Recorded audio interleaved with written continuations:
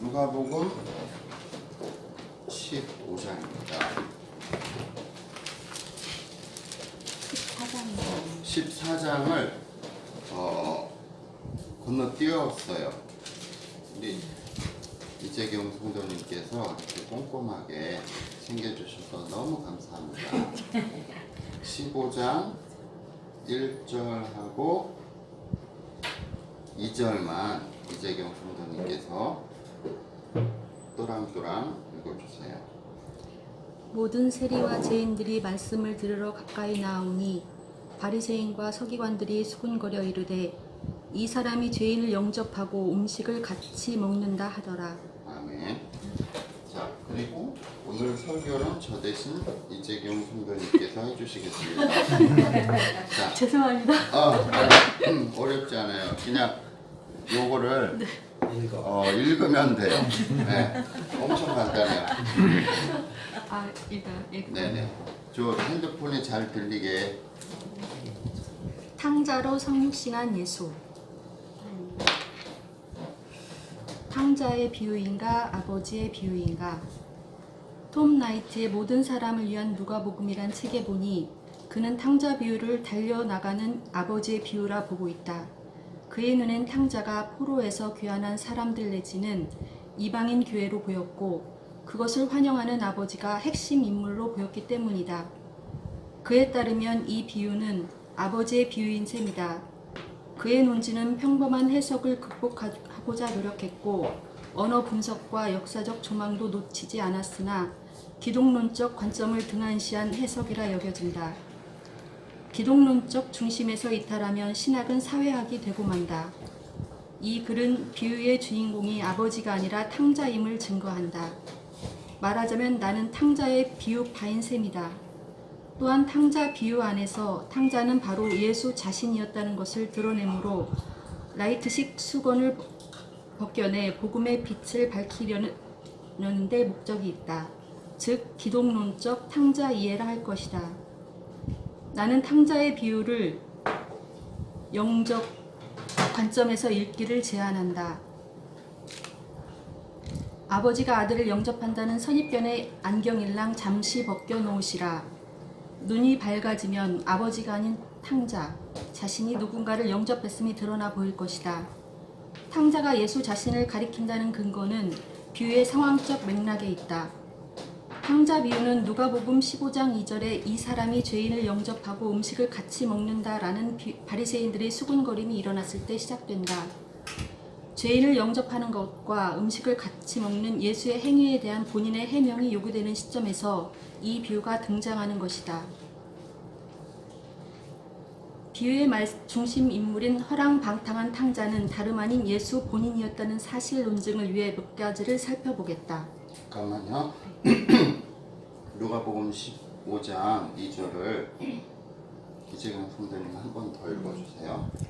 바리새인과 서기관들이 수군거려 이르되 이 사람이 죄인을 영접하고 음식을 같이 먹는다 하더라. 네. 자, 바리새인들이 이 수군거리다는 거 있잖아요. 그런데 이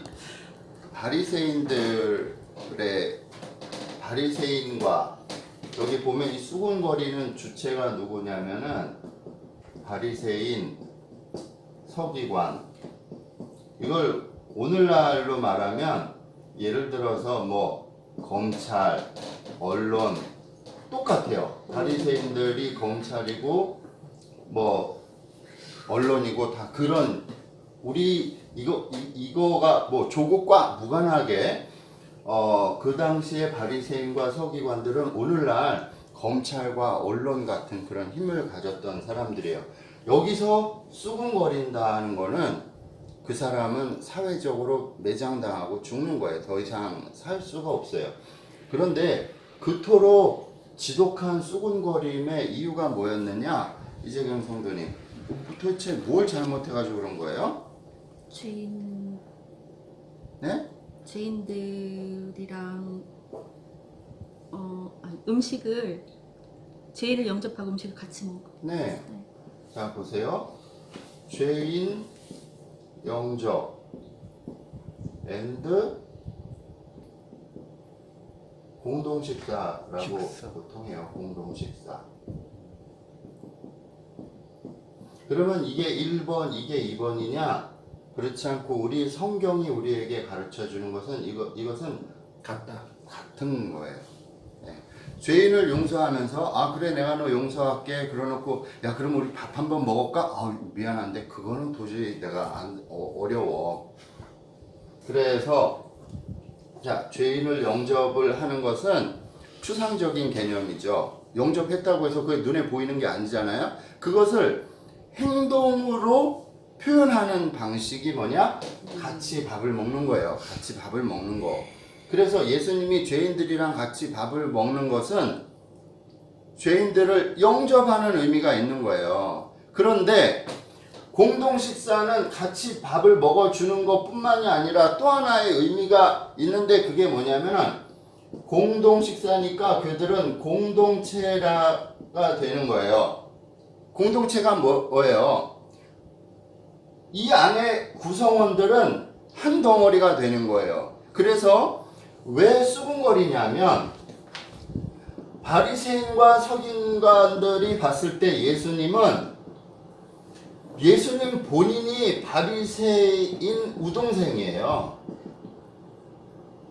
바리새인들이 봤을 때 야 예수님은 우리가 추구하는 최고의 실력과 삶을 가지신 분이다. 저분이 우리 그룹에 들어와서 우리 그룹의 리더가 돼준다면 우리 바리새인들은 이스라엘 안에는 어떤 권력기관들이 있냐면 사두개인들이 있어요. 사두개인들.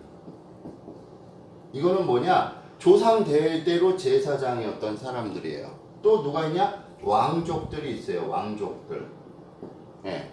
그 다음에 서기관들은 뭐냐? 이제 오늘날 서울대, 연대, 고대, 카이스트 그런 데 나온 애들이에요. 이런 권력들 집단하고 바리새인들은 때로는 협조도 하지만 서로 경쟁 관계에 있어요. 그런데 이들이 예수님을 미워만 하는 게 아니에요. 예수님은 딱 봐도 예수님 바리새인 중에 최고네. 그런데 저분이 이상한 거예요. 바리새인들 관점에서 예수님이 한 편이 돼주면 좋겠는데 젠장 이러면 죄인들하고 맨날 밥을 같이 먹어요. 그럼 어떻게 되느냐? 예수님 입고로 나도 죄인이다 라는 말을 항상 하고 돌아다니는 꼴이 돼버린다고요. 바리새인들은 삶의 목표가 뭐냐? 우리는 의인이다. 이걸 말하려는 거예요. 우리가 의롭기 때문에 이스라엘은 우리가 다스려야 하고 이스라엘에서 의롭지 못한 일이 있을 때 우리가 말하면 그들은 죽어야 한다. 그런 논리예요. 바리새인들의 삶의 논리는.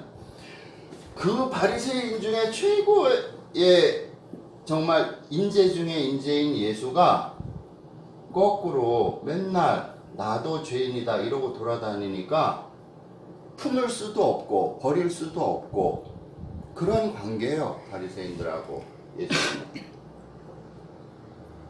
그래서 예수가 죄인들과 공동 식사를 함으로써 스스로가 나도 죄인이다라고 말하고 다니는 그 꼴이 너무 미운 거죠. 그러는 그 수군거림이 있는 가운데 예수님이 오늘 탕자의 비유 이야기를 하게 돼요. 이제 계속 읽어주세요. 살림. 탕자는 재산을 요구했고 아버지는 살림을 나누어 주었다. 여기서 비오스는 재산의 의미와 삶 또는 생의 의미가 있다. 아버지의 재산이라는 의미와 조화를 이루기 위해 살림이라고 번역되지만 아들은 재산을 요구했고 아버지는 생을 주었다고 번역하는 것도 문자적으로 가능하다. 이러한 방향으로 관점을 전환하려는 데는 의도가 있다. 비유에서의 아버지가 하나님을 가리킨다는 데 동의한다면 하나님이 주시는 하나님의 재산은 생의 의미를 가질 것이기 때문이다. 이쯤에서 허랑방탕하다는 비난받아 마땅할 행적의 진정한 내용을 생각해보자. 그것은 아버지가 주신 재산을 무분별하게 마구 나누어주는 행동이다. 동시에 그것은 허랑방탕하게 생을 나누어주는 것이다. 그렇다면 이제 우리는 이런 질문에 대답해볼 만하다. 첫째, 자기에게 주어진 생을 허랑방탕하게 나누어 주는 것을 무엇이라 말해야 할까? 둘째, 자기에게 주어진 생을 허랑방탕하게 나누어 주었던 사람을 어디서 찾을 수 있을까? 바로 이 누가복음의 텍스트 안에서 말이다. 네, 자 보세요. 그 아버지가 그 몫을 달라 그러는 아들한테 준 거가 뭐냐면은 비오스예요. 비오스가 여러분 생화학 할 때 바이오 케미칼 뭐 그런 말을 쓰죠. 이 오늘날 영어로 바이오로 읽는 이것이 바이오. 그런데 이게 누가복음에서 아버지가 아들에게 물려준 그 어떤 것을 표현하는데 비오스라는 표현이 들어 있어요. 헬라어로. 그런데 이 비오스라는 말은 오늘도 그렇게 써 있지만 과거에도 예를 들어서 재산 또는 생명 이 두 가지를 왔다 갔다 하면서 쓰였단 말이에요. 그러면 우리가 그 아버지를 하나님이라고 가정을 했을 때 하나님의 재산이 뭔가? 예? 하나님이 막 금, 막 다이아몬드를 우리한테 줘요? 그런 거 아니죠. 하나님이 가지고 있는 재산은 생명이라고 하는 재산이에요. 예. 우리 인간은 생명보다 돈을 더 중요하게 생각해요. 그렇죠? 꼭 그렇지는 않아. 그랬다 저랬다 바뀌긴. 맞아, 바뀌겠네. 당황스럽네. 시나리오대로 안 가는데. 아무튼 하나님에게 있어서 재산이라고 하는 것은 생명이에요. 생명. 그래서 아버지가 아들에게 하나님의 재산을 주었다. 그러면 그 하나님의 재산은 생명력, 생명 그 자체를 주었다. 이렇게 보았으면 좋겠어요.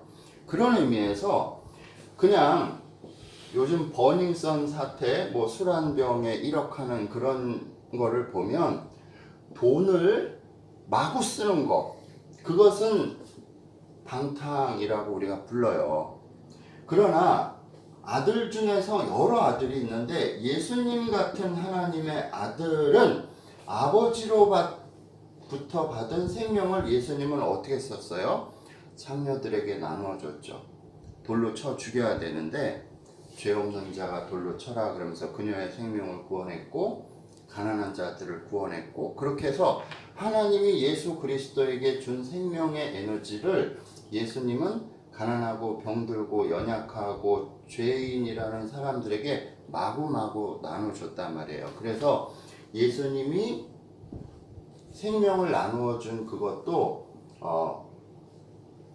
방탕이라는 개념에 속하게 될 지경에 이르렀어요. 요 탕자의 비유 안에서 표현을, 이런 예가 없었기 때문에요. 생각해 보세요. 우리가 방탕이라고 하는 것은 남에게 주지 말고 자기가 갖고 있어야 되는데 막 남에게 주는 거를 방탕이라고 그래요.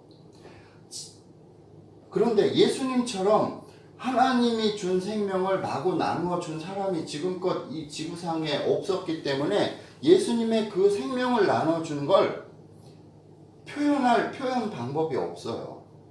그 예수님의 방탕은 다른 말로 우리가 희생이라고는 표현할 수 있을 것 같아요. 희생이 뭐예요? 자기가 가지고 있는 유일한 어떤 것, 생명을 남을 위해서 포기하는 거죠. 그래서 돈을 남에게 막 주면 방탕이고 생명을 남에게 막 주면 그게 희생인 거죠. 말이 어렵나? 계속 읽어주세요. 내 대답은 첫째는 복음, 둘째는 예수 그리스도 자신이라는 것이다. 예수는 자기가 받은 생명의 힘을 세리와 창녀 같은 죄인들에게 무한대로 허비하지 않으셨던가? 바리새인들의 관점에서 이러한 예수의 행위는 어떻게 보였을까? 그들에게 하나님 은혜의 수여 대상은 엄격하고도 엄밀한 잣대에 의해 제한되어야 했다. 창녀와 세리 같은 부류는 반드시 제외되어야 할 죄인들이었다. 그런데 그런 죄인들에게까지 한없이 나누어지는 예수의 복음이란 재테크에 개념 없이 자라난 부잣집 도련님이 부모의 재물을 펑펑 쏘대는 철없음과 참으로 많이 닮아 보였을 것이다. 내 아들. 잠깐만요. 자, 지금 여기서 그때 당시 바리새인들, 서기관, 사두개인들, 왕족들, 기타 이런 귀족들에게 무슨 생각이 있었냐면요. 이스라엘의 민족의 정체성을 확립하는 이 귀족들과 달리 죄인, 누가복음에서 죄인이라는 말을 쓸 때는 이 속에는 창녀라는 말을 고상하게 말하고자 하는 의도가 들어있는 경우가 많아요. 세리들, 이러한 사람들. 하나님이 살아계시다면 이들은 복받을 수 없다라고 이들은 믿었어요. 이게 중요한 포인트예요. 예수가 죄인들을 영접했을 때 저들이 분노한 이유는 뭐냐 하면요. 공식이 있어요. 공식. 귀족들은 하나님한테 복을 받고 죄인들은 복을 받으면 안 돼요. 그 하나님의 공의에 어긋나는 거예요. 네. 그래서 이 안타까운 게 뭐냐면 예수님이 염장을 지른 거예요. 얘네들한테. 이 죄인들은요. 못 살아야 돼요. 병들어야 되고 저주받아야 되고 불행이 속에서 살아야 되는 거예요. 이들이 생각하고 있는 공의의 하나님은 반드시 이들을 아주 그냥 처참하게 못 살게 굴어야 진짜 하나님이라고 이들은 믿었던 거예요. 그런데 하나님의 아들이라고 하는 예수가 쳐 죽여 마땅한 이들을 엄청 아끼고 사랑하는 데서부터 이 신약 성서가 쓰일 수밖에 없는 모순이 발생을 하게 된 거예요. 이거 제가 말해놓고 보니까 베스트 별 5개는 아닌데 이게 별 3개 반 정도 되는 멋있는 말을 제가 지금 한 거거든요. 녹음되어 있습니다. 자, 계속. 내 아들. 언뜻 평범해 보이는 이 표현이 실제로는 누가복음 안에서 매우 특정한 용례에만 한정적으로 사용된다는 사실에 유의할 필요가 있다. 탕자의 비유를 잠시 뒤로 하자. 이 표현은 기독론적 맥락 안에서만 2번 더 등장한다. 처음, 누가복음 3장 22절에 방금 세례를 받으신 예수에게 하늘로부터 너는 사랑하는 내 아들이라 내가 너를 기뻐하노라 하는 말씀이 울려 퍼진다. 두 번째, 누가복음 9장 35절에서 기도하러 산에 올라가신 뒤 변화하신 예수의 일행을 향해 구름 속에서 소리가 울린다. 이는 내 아들이요 택함을 받은 자니 너희는 그의 말을 들으라. 위 두 장면에서 내 아들은 예수가 성령의 사람이요 택함받은 그리스도임을 명확히 보여주는 증거다. 비유 속에 등장하는 내 아들이란 표현의 의미와 기능은 앞선 두 증거의 견인으로 살아난다. 이로써 기독론적 의미가 부여되는 특별한 역사적 순간에는 어김없이 내 아들이란 표현이 사용된다. 예, 여기까지. 자, 우리가 보통 그냥 내 아들이라는 표현은 일반 명사죠. 그러나 누가복음이라고 하는 이 성서는 구조적으로 내 아들이라고 하는 이 표현을 완전한 특수한 의미를 가진 고유명사로 만들었어요. 고유명사로. 어떤 방식을 통해서 그랬느냐? 누가복음 3장 22절에 예수님이 세례받고 올라오는데 하늘에서 이는 내 아들이요라는 표현이 나왔고 9장 35절에서 예수님이 신비한 몸으로 변화될 때도 또 내 아들이라는 표현이 나왔단 말이에요. 이렇게 누가복음에서 예수 그리스도가 세상에 등장하는 가장 중요한 두 장면에서 하나님이 내 아들이라는 표현을 써주고 있는데 공교롭게도 탕자의 비유 속에서 소위 허랑방탕하게 아버지의 재산을 낭비한 그 탕자에 대해서 내 아들이라는 표현이 또 나온다는 거예요. 엄청나게 중요한 거죠. 엄청나게. 일반 사람들 생각에는 앞에 두 사건에 세례받으신 예수 그리스도, 변화되신 예수 그리스도는 하나님이 내 아들이라고 할 만하다고 생각해요. 그러나 탕자는 절대 하나님의 내 아들이 될 수 없는 거죠. 돈을 낭비한 미친놈이니까. 그런데 하나님은 이 탕자에게 내 아들이라고 말하고, 그리고 누가복음 35장 24절 이재경 성도님 읽어보세요. 누가복음 15장 24절. 이 내 아들은 죽었다가 다시 살아났으며 내가 잃었다가 다시 얻었노라 하니. 아멘. 보세요. 지금 이 탕자가 하나님의 아들이라고 이해되기 어려운 스토리가 있기 때문에 이 탕자의 비유 후반부에 죽었다가 부활했다, 요 내용이 기입이 되어 있는 거예요. 오해하지 마라. 이 탕자는 오해받기 딱 좋게 서술이 되어 있으나 그 사이사이에 그리스도에게만 표현되는 중요한 내용들이 박혀 있단 말이에요. 주변부를 보면 죽일 놈 같지만 핵심을 들여다보면 예수 그리스도가 보이는 오묘한 모순에 휩싸여 있는 이야기가 바로 탕자의 비유라는 이야기. 3분간 쉬었다 하겠습니다. 이런 언어적 장치를 염두에 두고 탕자의 비유로 돌아가 보자. 과연 하늘과 구름 속이 본래 의도하고자 했던 바라자인 하나님, 곧 비유 속 아버지가 탕자를 향해 내 아들이라 적시에 말하는 것을 우연적 서술이라 할 수 있을까? 보충한다면 큰아들의 경우 아버지는 내 아들이라는 호칭을 사용하지 않는다. 그는 다만 얘야라고만 불렀다. 이는 내적으로 두 아들과 아버지의 관계가 출생 순서의 차이를 초월한 질적 구별이 있다는 것을 은연중 말하려는 예수의 의도가 아니었을까? 네, 이게 뭐냐면요. 둘째 아들 탕자에게는 그 아버지가 내 아들이라는 표현을 분명히 하고, 오히려 첫째 아들한테는 그냥 얘야 이렇게만 부르고 있다라는 거예요. 네, 계속. 나에겐 분명 그렇게 읽힌다. 비유 속 아버지가 내 아들이라 부르는 것이 탕자가 예수라는 증거가 된다면 두 번의 사전 포석, 세례와 변화선에서의 내 아들은 비유 속 내 아들이 참 하나님의 아들임을 증거하는 상호 관계에 있는 것이다. 자,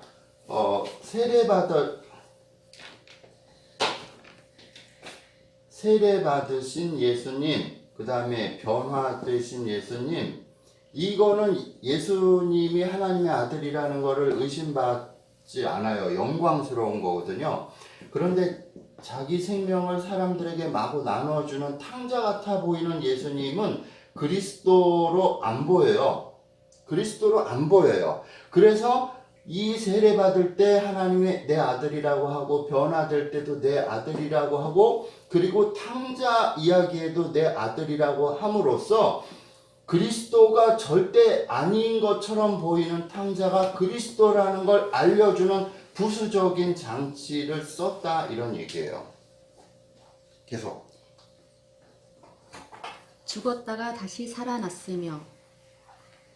우리는 이제 같은 장에 앞서 나온 잃은 양과 잃은 드라크마 비유에 잃었다가 다시 찾았다는 표현의 진위를 재발견하게 된다.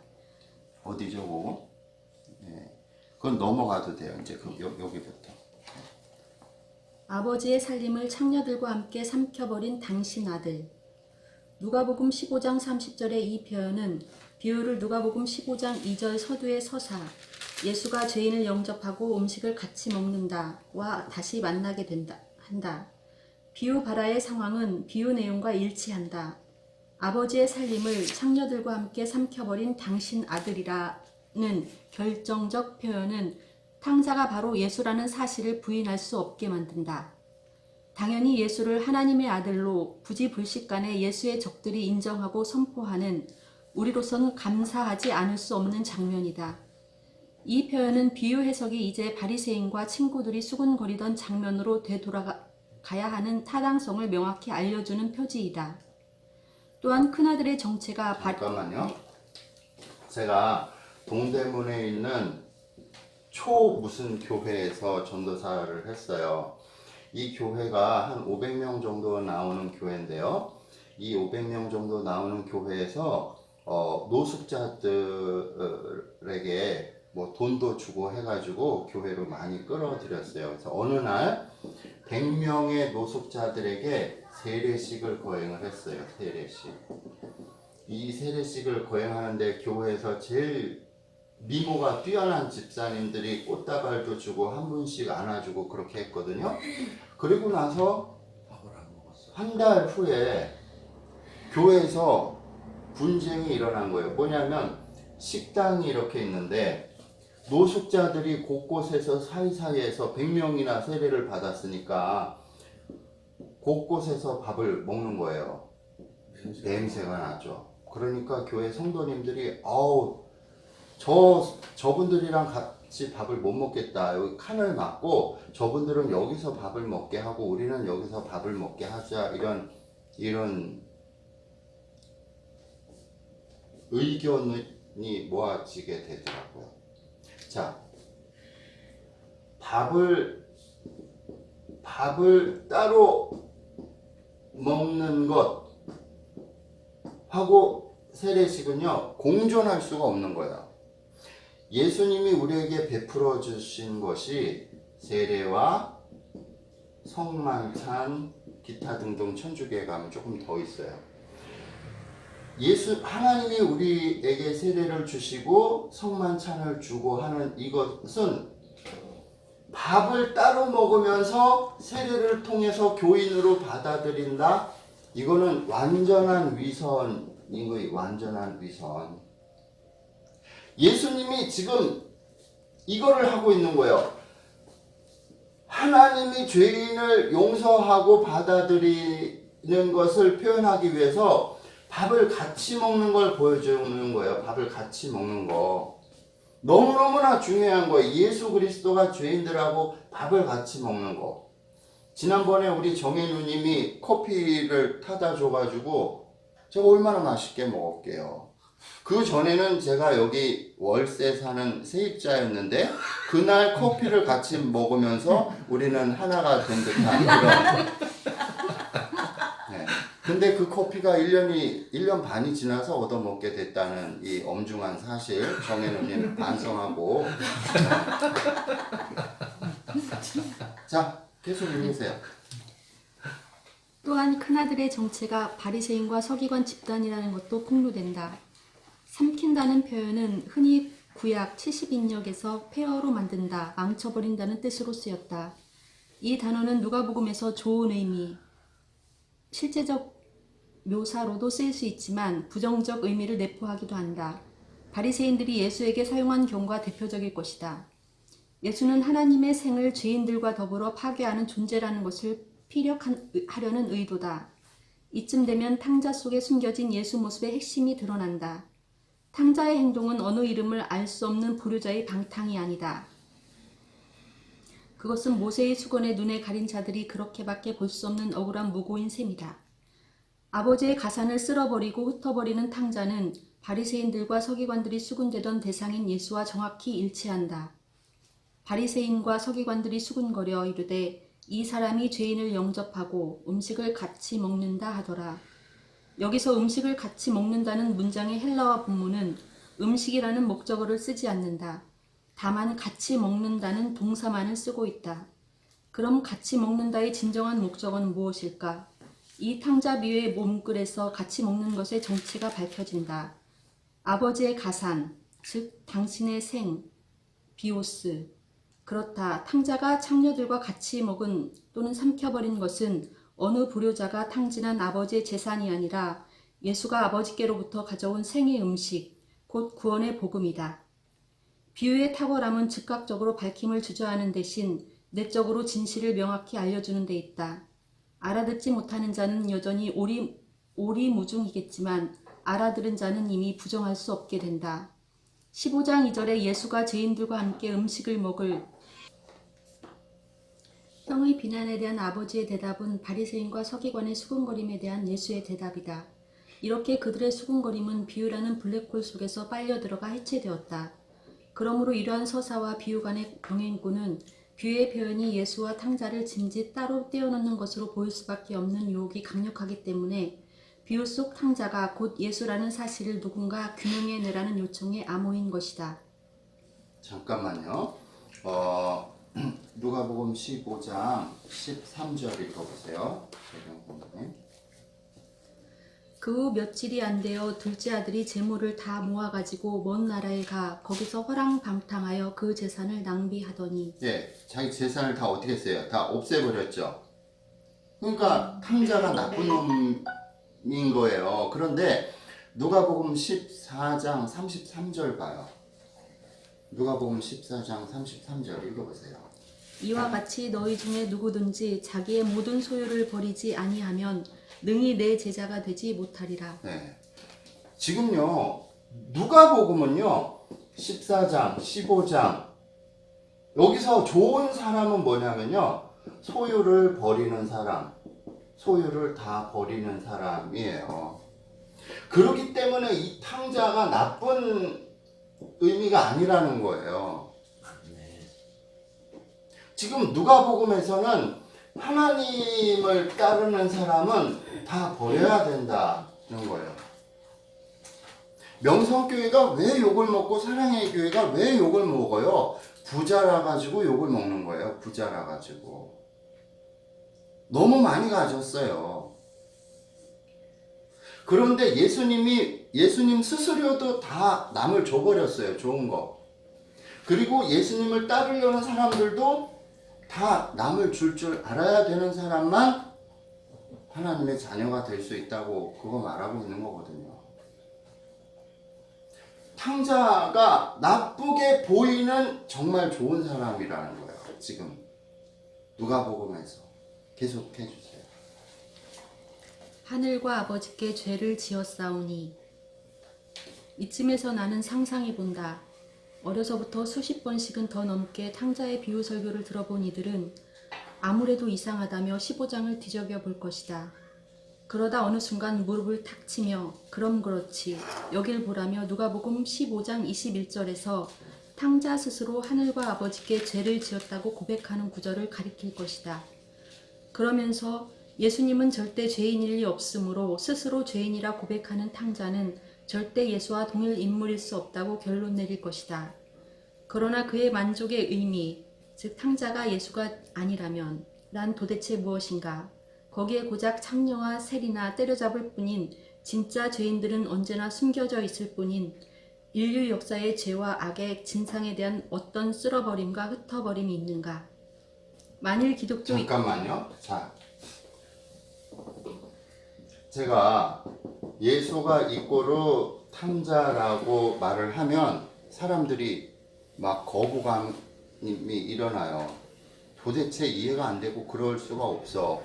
그러다가 성경을 읽다가 예수가 자기 입으로 나는 죄인이다 라는 선언을 하게 되는 요 대목에서 그거 봐. 다 필요 없고 정재훈이 말한 거 다 필요 없고 그 탕자가 나는 죄인이다라는 말을 하는 요 대목에서 절대로 이 탕자는 예수가 될 수 없어. 왜? 예수는 죄인이 아니니까 이런 지점에 도달하게 돼요.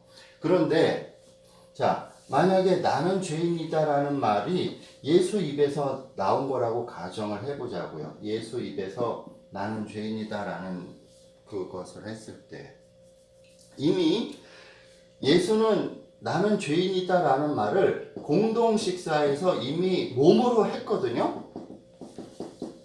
네, 그래서 바리새인들이 수군거린 거예요. 나는 죄인이다라는 이 말이 공동 식사 이거는 행동으로 이건 입으로 그 차이밖에 없어요.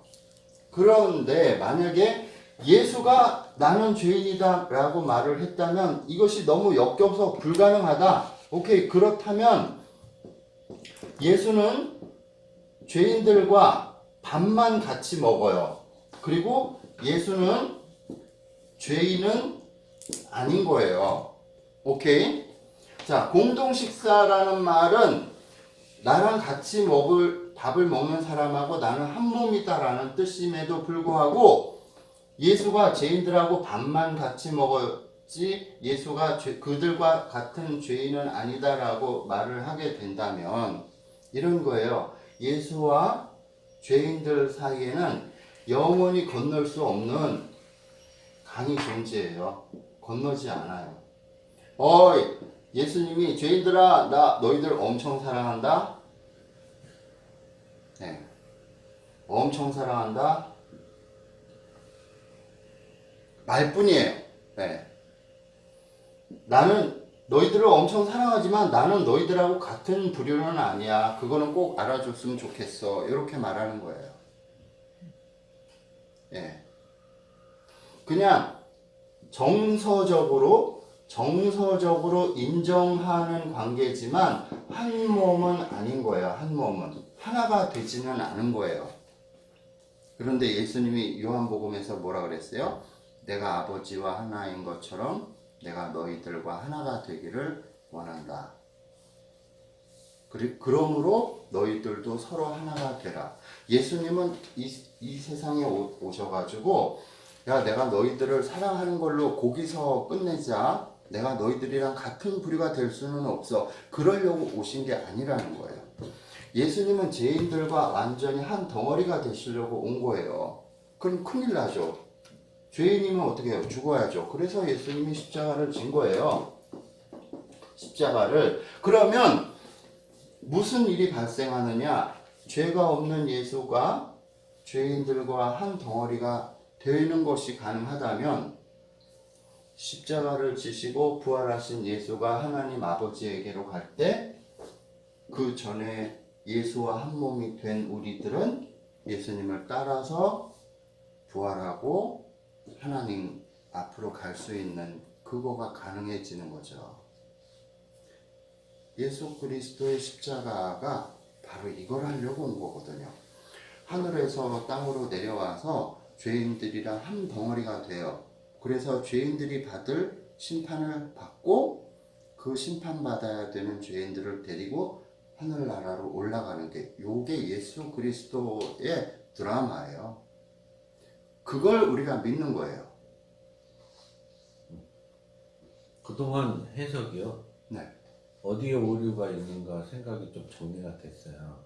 나랑 먹으면은 그리스도고 쟤랑 먹으면은 그리스도가 아닌 거야. 그러니까 나는 죄인이라고 하면서 나랑 먹으면 예수고 저기 진짜 죄인들이랑 같이 밥 먹는 저 예수는 예수가 아니야. 이런 해석의 결론에 도달은 맞아요. 네, 그래 가끔 원장님이 저래갖고 내가 버릴 수가 없어. 자, 바리새인들 생각에 예수가 하나님의 아들이라면 우리랑 밥을 먹으면 하나님 아들이 맞고 죄인들이랑 밥을 먹으면 그건 그리스도가 아니야. 그리스도가 아니야. 이 논리에 빠졌던 거예요. 한국 교회가. 한국 교회. 그리고 그 당시에 바리새인들도 마찬가지. 그래서 오늘날의 목회자들이요, 교회에서 돈 많고 권력 있고 멋있는 사람들하고 주로 밥을 먹으러 돌아다녀요. 그러면 안 돼요. 목사님들은요, 교회에서 돈 많고 권력 있고 학벌 좋은 사람들은 놔둬도 잘 살기 때문에 그런 사람들은 완전히 내깔려 둬야 돼요. 너희들은 너희들이 알아서 살아. 네. 눈길도 줘서는 안 된다. 그래서 제가 정혜 누님하고 눈 마주치는 거를 피하려고 생각도 안 나는. 교회에서는 정말 어려운 분들하고 밥을 먹어야 돼요. 어려운 분들하고. 네.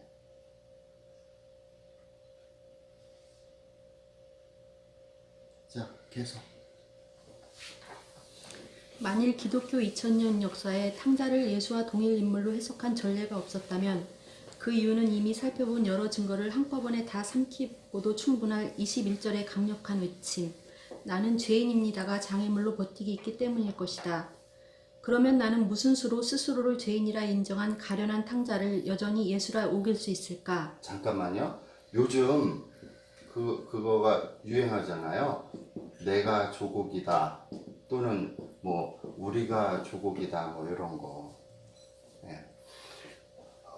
어떤 사람들 눈에 조국은 너무 얄밉고요. 어떤 사람들 눈에 조국은 너무 가여운 거예요. 그래서 조국이 가여운 사람들이 내가 조국이다, 우리가 조국이다 이러면서 함께 해주는 그런 거죠.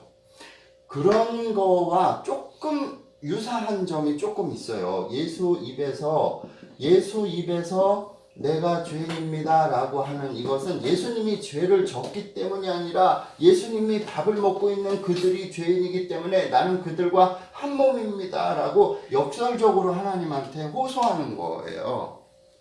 예. 계속. 잠깐만요. 저희 와이프 아버지, 즉 저한테는 장인 어른께서 여수순천 반란 사건 때 완전 애기였는데 이 다리에 총을 맞았어요.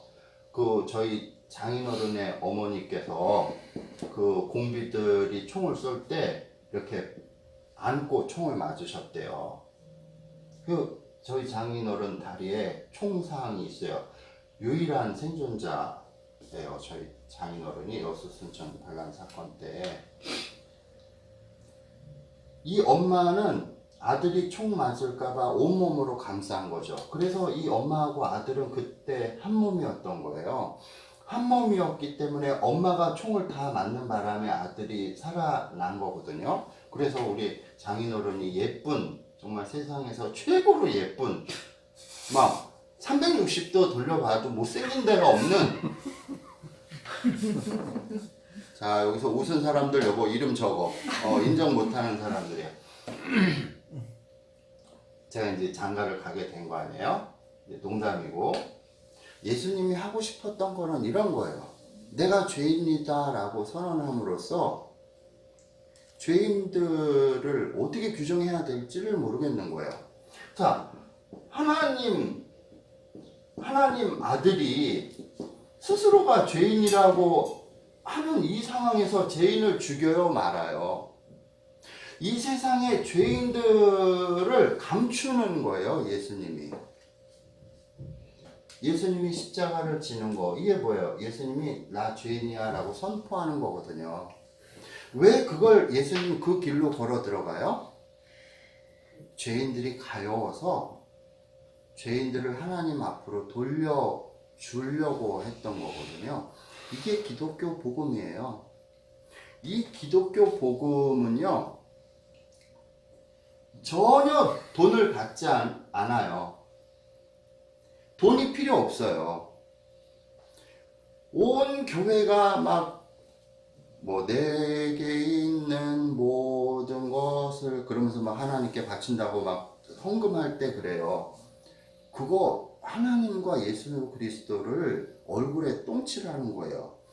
하나님과 예수 그리스도는요, 자기들 거를 우리에게 주는 분이지 우리 거를 자기들한테 달라는 분이 아니에요. 정말 오해예요, 오해.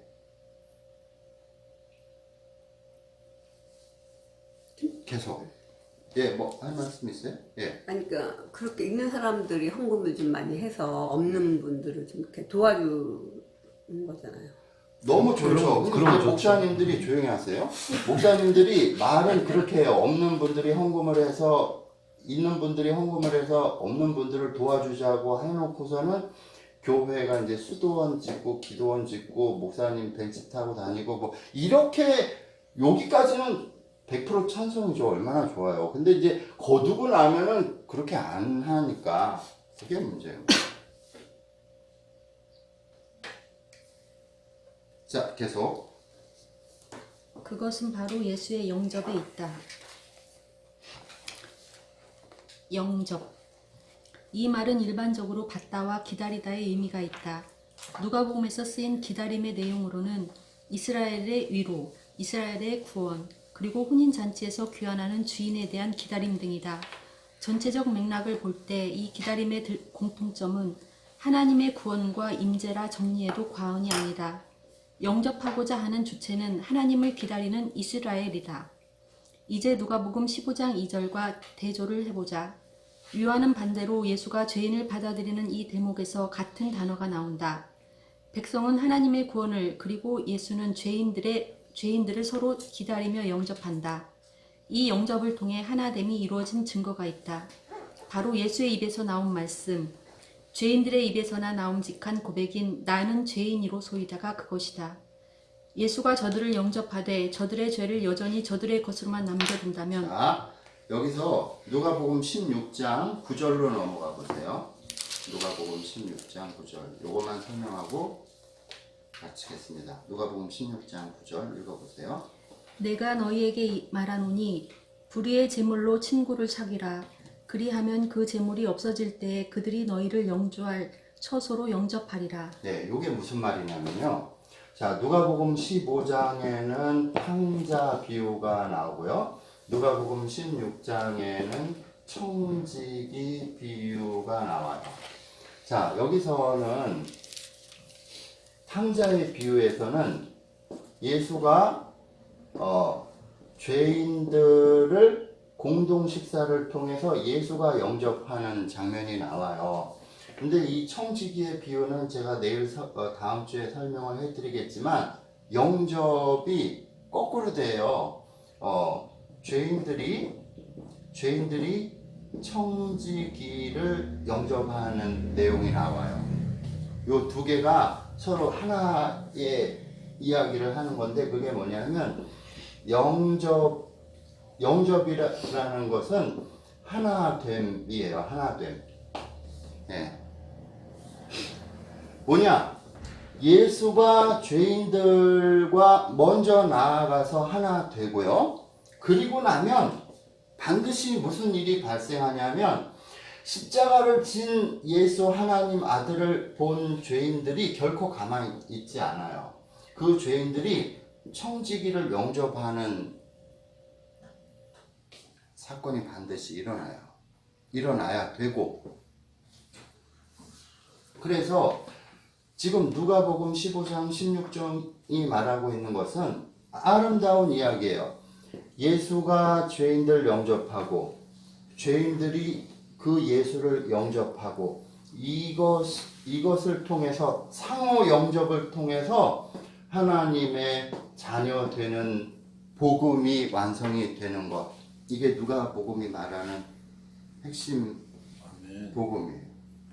자, 이해하기 어려운 부분이 있으면 좀 설명해 드릴게요. 질문을 해보세요. 없으면 일단 설교를 마치고 주기도문으로 예배를 마치겠습니다. 하늘에 계신 우리 아버지여, 이름이 거룩히 여김을 받으시오며 나라의 마옵시며 뜻이 하늘에서 이룬 것 같이 땅에서 이루어지이다. 오늘날 우리에게 용량하시고 주옵시고 우리가 우리에게 죄진 자를 사하여 줄 것 같이 우리 죄를 사하여 주옵시고 우리를 시험에 들게 하지 마옵시고 다만 악에서 구하옵소서. 대개 나라와 권세와 영광이 아버지께 영원히 있사옵나이다. 아멘.